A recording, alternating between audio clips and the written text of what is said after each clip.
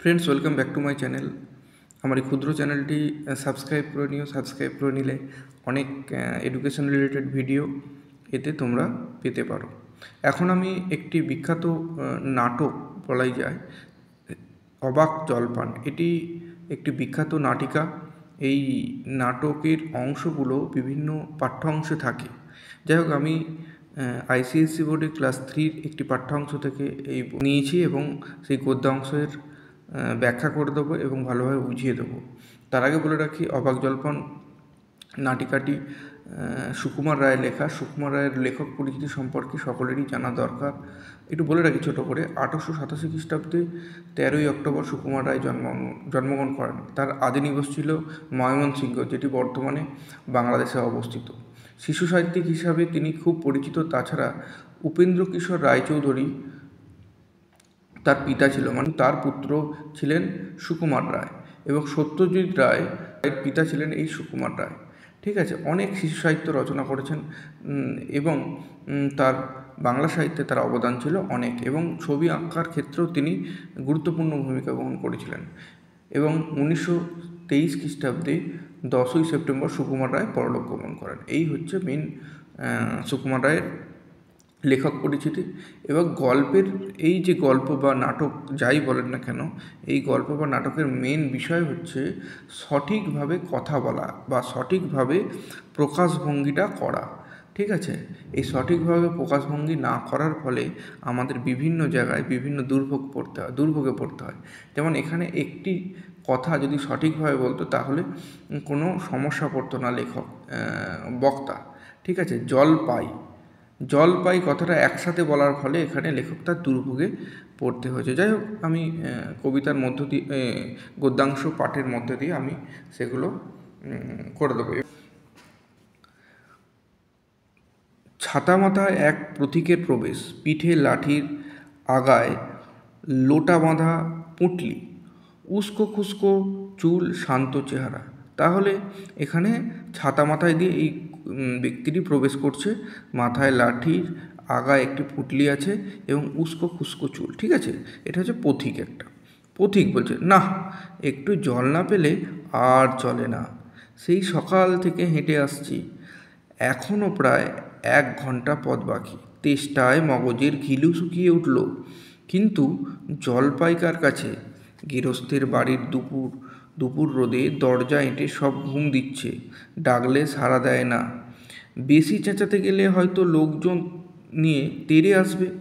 পথেও তো লোকজন দেখছি নে, এই একজন আসছে, একেই জিজ্ঞাসা করা যাক। তাহলে পথিক এটা ভেবে দেখলো, কাকে আমি জিজ্ঞাসা করব। তখন রাস্তা দিয়ে আসছিল আর একটা ব্যক্তি, ঝুড়ি মাথায় দিয়ে এক ব্যক্তির প্রবেশ।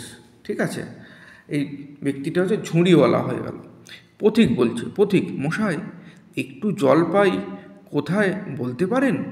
ঝুড়িওয়ালা, জলপাই এখন কোথায় পাবেন?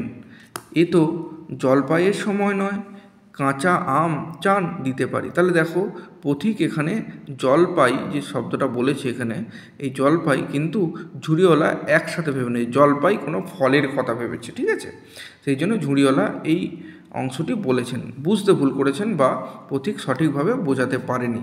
এই বোঝাতে না পারার জন্য পথিকের কত দুর্ভোগে পড়তে হয় একটু দেখে নাও। পথিক, না না, আমি তা বলিনি। ঝুড়িওয়ালা, না, কাঁচা আম আপনি বলেননি, কিন্তু জলপাই চাচ্ছিলেন কি না তা তো আর এখন পাওয়া যাবে না, তাই বলছিলুম। পথিক, না হে, আমি জলপাই চাচ্ছি নে। ঝুড়িওয়ালা, চাচ্ছেন না তো কোথায় পাবো করছেন কেন? খামখা এরকম করবার মানে কি? পথিক, আপনি ভুল বুঝেছেন, আমি জল চাচ্ছিলাম। তাহলে পথিক ঠিক বলেছে, কিন্তু ঝুড়িওয়ালা ঠিক বুঝতে পারেনি। পথিক জল চাইছিলেন, মানে দীর্ঘ পথ অতিক্রম করে জল তেষ্টা পেয়েছে, জল তেষ্টায় বুক ফেটে যাচ্ছে, তখন পথিক জল চাইছিলেন, কিন্তু জল চাওয়ার যে ভঙ্গি, প্রকাশভঙ্গি, সেটা এখানে ঝুড়িওয়ালা বুঝতে ভুল করেছে। ঠিক আছে বন্ধুরা, সেই জন্য জল পাই কোথা থেকে, তাহলে জল চাওয়াটাকে এখানে ঝুড়িওয়ালা ভেবেছে জলপাই কোনো ফলের কথা ভেবেছে। ঠিক আছে, এরপর দেখো, ঝুড়িওয়ালা, জল চাচ্ছেন তো জল বললেই হয়, জলপাই বলবার দরকার কি? জল আর জলপাই কি এক হলো? দেখো ঝুড়িওয়ালা কিন্তু উল্টো বুঝলো।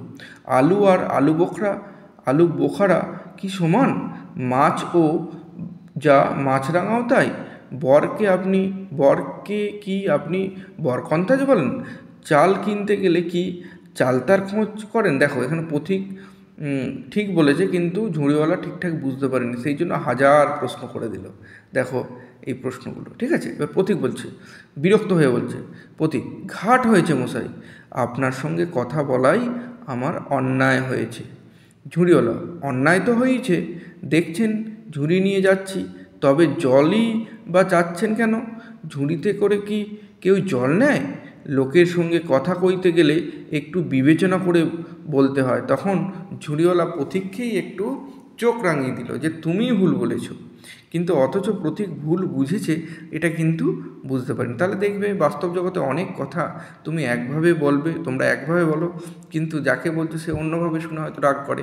সেই কাহিনী এখানে ঘটে গেছে। পথিক, দেখলে কি কথাই কি বানিয়ে ফেললে, যাক এই বুড়ো আসছে, ওকে একবার বলে দেখি। তাহলে পথিক, ঝুড়িওয়ালা চলে গেল। এরপর পথিকে তো জল তেষ্টা পেয়েছে, আবার জলের সন্ধান করছে, সেই জন্য রাস্তা দিয়ে একটা বুড়ো আসতে দেখলো। বুড়োর বিবরণ কিরম? লাঠি হাতে, চটি পায়ে, চাদর গায়ে এক বৃদ্ধের প্রবেশ। তাহলে বুড়োর কি ছিল? প্রথম বৃদ্ধ লাঠি হাতে ছিল, চটি পায়ে ছিল, চাদর গায়ে, ঠিক আছে। বৃদ্ধ, কে ও, গোপাল নাকি? পথিক, আজ্ঞে না, আমি পূব গাঁয়ের লোক, একটু জলের খোঁজ করছিলাম। বৃদ্ধ, বলো কি হে, পূব গাঁও ছেড়ে এখানে এসেছো জল খোঁজ করতে? দেখো এখানেও বৃদ্ধেও কিন্তু ভুল বুঝছে। হা হা হা, তা যাই বলো বাপু, অমন জল কিন্তু কোথাও পাবে না। খাসা জল, তোফা জল, চমৎকার জল। তা বৃদ্ধ মানে একটু রসিকতা করছে পথিকের সাথে। পথিক, আজ্ঞে হ্যাঁ, সেই সকাল থেকে হাঁটতে হাঁটতে বেজায় তেষ্টা পেয়ে গেছে। বৃদ্ধ, তা তো পাবি, ভালো জল যদি হয় তা দেখলে তেষ্টা পায়, নাম করলেই তেষ্টা পায়, ভাবতে গেলে তেষ্টা পায়, তেমন তেমন জল তো খাওনি এখনও? বলি, ঘুমরির জল খেয়েছো কোনো দিন? তখন বৃদ্ধও রসিকতা করে পথিকের সাথে কথা বলছে। পথিক, আজ্ঞে না, তা খাইনি। বৃদ্ধ, খাওনি?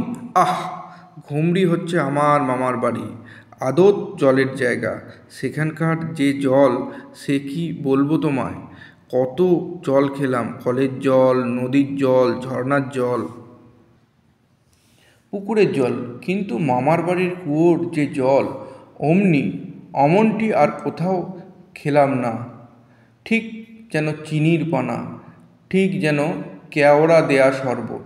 তাহলে বুঝতে পারছো এখানে বৃদ্ধেও কিন্তু জলটাকে নিয়ে রসিকতা করছে, কিন্তু পথিকের যে তেষ্টায় প্রাণ অষ্টাগত সেটাও বৃদ্ধ ভাবছেন না, তিনি রসিকতা করে যাচ্ছেন, ঠিক আছে।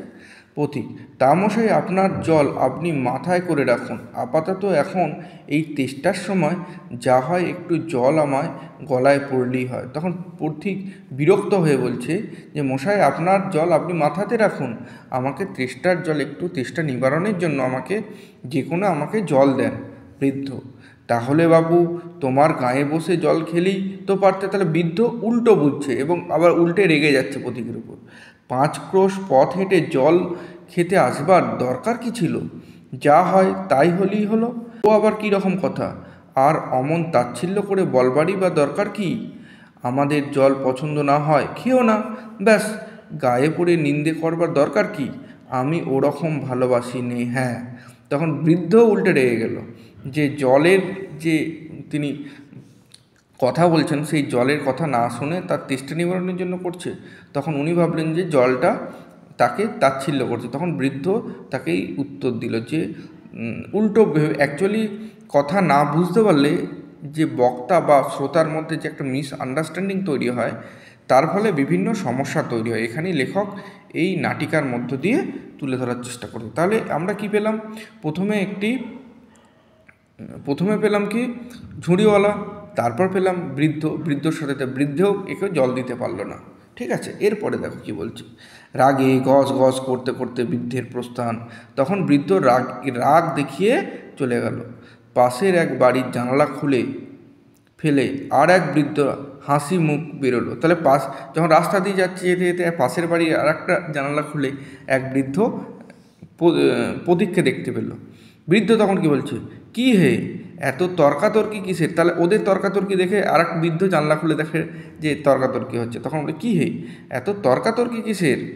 পথিক, আজ্ঞে না, তর্ক নয়, আমি জল চাইছিলাম, তা উনি সে কথা কানেই নেন না, কেবলই 7-5 গপ্প করতে লেগেছেন, তাই বলতে গেলুম সে রেগে মেগে অস্থির।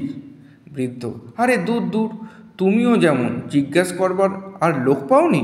কিন্তু দেখো এই বৃদ্ধটাও কিন্তু ভুল বলছে। দেখো, জিজ্ঞেস করবার লোক পাওনি, ও হতভাগা জানেই বা কি আর বলবেই বা কি? ওর যে দাদা আছে খালিপুরে চাকরি করে, সেটা তো একটা আস্ত গাধা, ও মুখ্যটা কি বললে কোথায়? অর্থাৎ এখানে এই বৃদ্ধেও কিন্তু উল্টো বুঝছে। ঠিক আছে, মানুষ রসিকতা করতে গিয়ে একজনের প্রাণ ওষ্ঠাগত জলের জন্য, সেটাও এখানে তারা বুঝতে পারছে না। ঠিক আছে, খুব একটা ইন্টারেস্টিং নাটক এটা। ঠিক আছে, তারপর পথিক বলছে, পথিক, কি জানি মশাই, জলের কথা বললি কুয়োর জল, নদীর জল, পুকুরের জল, কলের জল, মামার বাড়ির জল বলে 5টা রকম ফর্দ শুনিয়ে দিলে। বৃদ্ধ, ভাবলে খুব বাহাদুরি করেছে। বৃদ্ধ উল্টো বুঝছে, কোথায় বোকা মতন দেখে খুব চাল চেলে নিয়েছে। ভারী তো ফর্দ করেছেন, আমি লিখে দিতে পারি। ও যদি 5টা জল বলে থাকে, আমি তো এক্ষুনি 25টা জল বলে দেবো।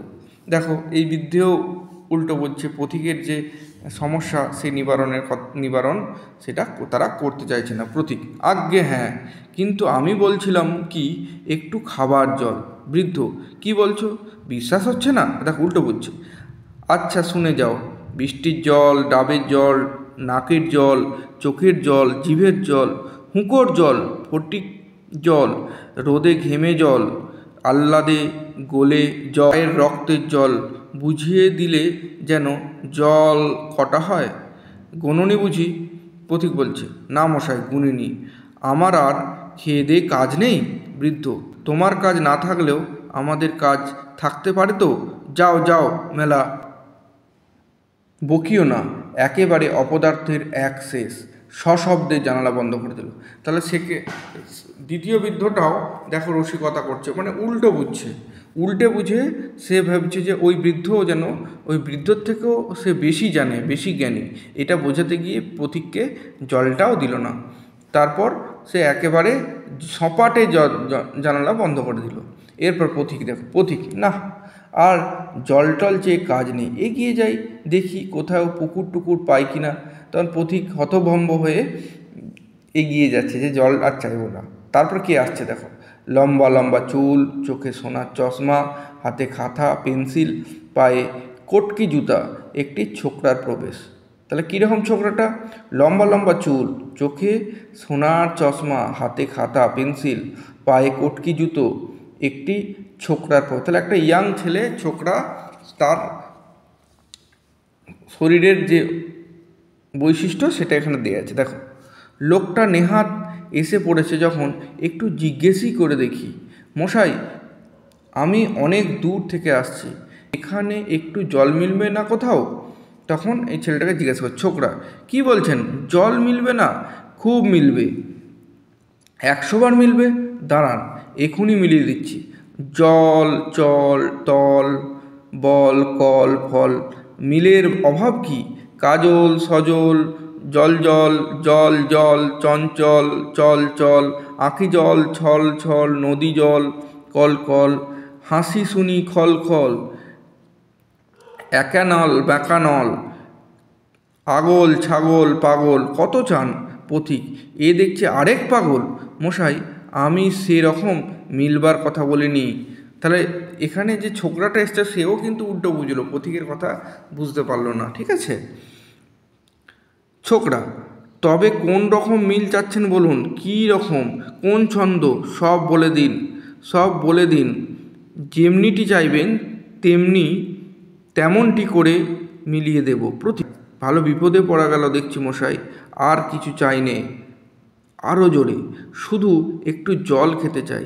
তাহলে পথিক এখানে তার তৃষ্ণা নিবারণের জন্য জল চেয়ে বেড়াচ্ছে, অথচ একটি ঝুড়িওয়ালা, দুটি বৃদ্ধ তাকে জল দিতে পারল না। আবার একটা ছেলে ছোকরা আসছিল, সেও কবি কবি ভাব, লম্বা লম্বা চুল, চশমা পরে, সেও যখন বলল জল মিলবে আমার, তখন সে কবিতার ছন্দে মিল, অন্তমিল যেটা বলা হয়, সেই মিলিয়ে মিলিয়ে জল টল এই সকল কথাগুলো বলতে, মানে ঠিকঠাক বুঝতে পারেনি বা বোঝাতে পারেনি। ঠিক আছে। ছোকরা: ও বুঝেছি, শুধু একটু জল খেতে চাই, এই তো? আচ্ছা বেশ, এ আর মিলবে না কেন? শুধু একটু জল খেতে চাই, ভারী তেষ্টা, প্রাণ আইটাই চাই, কিন্তু কোথা গেলে পাই? বলো শীঘ্র বলো না রে ভাই, কেমন ঠিক মিলছে তো? পথিক: আজ্ঞে হ্যাঁ, খুব মিলছে, খাসা মিলছে, নমস্কার। না, বকে বকে মাথা ধরিয়ে দিলে, একটু ছায় বসে মাথাটা ঠান্ডা করে নি। একটা বাড়ির ছাওয়ায় গিয়ে বসলো। ছোকরা খুশি হয়ে লিখতে লিখতে, ছোকরা কিন্তু ছাড়েনি, যেহেতু কবি, সে কবিতার, সে যে একটা বড় কবি সেটাই প্রমাণ করতে চাইছে, তার জল যে তেষ্টায় প্রাণ অষ্টাগত সেটাও তিনি বুঝছে না। ছোকরা খুশি হয়ে লিখতে লিখতে: মিলবে না বলি মেলাচ্ছে কে? সেবার যখন বিষ্টু দাদা বৈকাল কিসের সঙ্গে মিল দেবে খুঁজে পাচ্ছিল না, তখন নৈপাল বলে দিয়েছিল কে? নৈপাল কাকে বলে জানেন তো?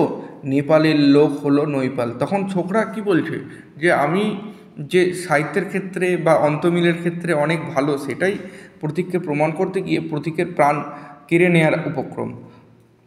ঠিক আছে। পথিককে না দেখে লোকটা গেল কোথায়? ধুত্তুরি ধুত্তুরি। তখন প্রস্থান। তখন পথিক সেহেতু পাশে চলে গেছে, তখন ছোকরাটা কী করছে, লোকটা তো চলে গেছে, ধুত্তুরি একটা বিরক্ত প্রকাশ করে ছোকরাটা চলে গেল। বাড়ির ভিতরে বালকের পাঠ। তখন দেখলো পথিক বাড়ির ভিতরে একটা বালক পাঠ করছে, পড়ছে: পৃথিবীর 3 ভাগ জল, 1 ভাগ স্থল, সমুদ্রের জল লবণাক্ত ও বিস্বাদ। এই লাইনটুকু পড়ছে। তখন পথিক বলছে: ওহে খোকা, একটু এদিকে শুনে যাও তো। তখন রুদ্র মূর্তি, মাথায় টাক, লম্বা দাড়ি খোকার মামা বাড়ি থেকে বের হলো। তখন এই ডাক শুনে ওই যে বাচ্চা খোকার মামা বেরিয়ে এলো। তার রূপ কীরকম? রুদ্র মূর্তি, মাথায় টাক, লম্বা দাড়ি। ঠিক আছে। তখন এই মূর্তি নিয়ে খোকার মামা বেরিয়ে এলো। মামা: কে হে? পড়ার সময় ডাকাডাকি করতে এসেছো? পথিককে দেখে বলছে: ওহ, আমি মনে করেছিলাম পাড়ার কোনো ছোকরা বুঝি। আপনার কি দরকার?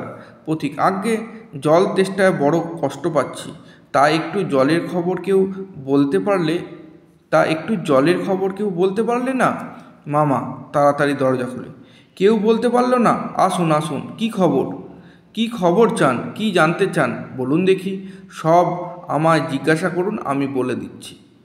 ঘরের মধ্যে তখন পথিককে ঘরের মধ্যে টেনে নিয়ে গেলেন। ভিতরে নানা রকম যন্ত্র, নকশা, রাশি রাশি বই, মানে প্রচুর বই, মানে অধ্যয়ন করে, বোঝা যাচ্ছে তার মামা। কি বলছিলেন? জলের কথা জিজ্ঞেস করছিলেন না? পথিক: আজ্ঞে, একটু খাবার জল যদি। মামা: এক্ষুনি দেখিয়ে দিচ্ছি।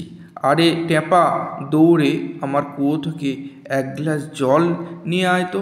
পাশের দুয়ারে ধূপধাপ শব্দ, খোঁকার দৌড়। তখন যে খোঁকাটি পড়ছিল, সে ধূপধাপ করে দৌড়ে জল আনতে গেল। ঠিক আছে। নিয়ে আসুক, তারপর দেখিয়ে দিচ্ছি জল নিয়ে ট্যাপার প্রবেশ।